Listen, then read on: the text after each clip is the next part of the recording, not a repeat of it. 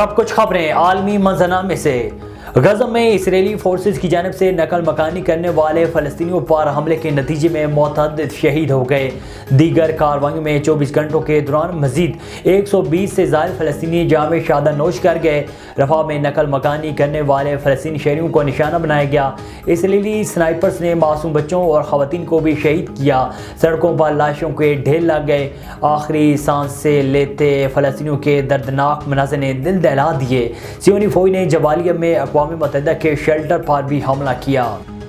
عراق میں امریکی ڈرون حملے میں عراقی ملیشیا کے کمانڈر 4 ساتھیوں سمیت جاں بحق ہو گئے۔ خبر رساں اداروں کے مطابق امریکی پینٹاگون نے اپنے بیان میں کہا ہے کہ بغداد کے شمالی علاقے میں عراقی کمانڈر مشتاق جواد کاظم الجواری کی گاڑی کو نشانہ بنایا گیا تھا۔ مشتاق جواد کاظم الجواری عراقی ملیشیا حرکت النجبہ کے کمانڈر تھے۔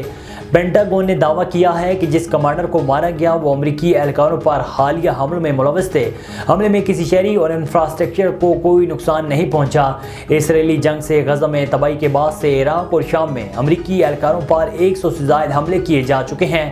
عراق میں امریکی فوج کے 2500 اور شام میں 900 فوجی موجود ہیں۔ امریکہ میں مجرم نے سزا سنانے کے بعد خاتون جج پر بھری عدالت میں حملہ کر دیا۔ مجرم نے جج کے اوپر چھلانگ لگا کر انہیں زخمی کر دیا۔ غیر ملکی میڈیا کے مطابق امریکی ریاست نیویڈا کی لاس ویگاس کے ریجنل جسٹس سینٹر میں مجرم کی جانب سے کمرہ عدالت میں موجود بینچ پر سے چھلانگ لگا کر خاتون جج کو زخمی کرنے کی ویڈیو وائرل ہو رہی ہے۔ فوٹیج میں دیکھا جا سکتا ہے کہ سنگین کیس میں ملوث ایک مجرم کو سزا سنائی جا رہی تھی کہ اچانک اس نے بینچ پر سے چھلانگ لگا کر خاتون جج کو زخمی کر دیا۔ عدالتی عملے کے مطابق ملزم کو اسی وقت گرفتار کر لیا اور اب اسے نئے سنگین الزامات کا سامنا ہے۔ خاتون جج پر حملے کے بعد بھی مجرم نے ڈٹائی کا مظاہرہ کرتے ہوئے کہا ہے کہ مجھے معمولی بات پر قید کی سزا نہیں دینی چاہیے تھی۔ اگر جج کے لیے مجھے جیل بھیجنا مناسب تھا تو پھر مجھے بھی وہی کرنا تھا جو میں نے کیا۔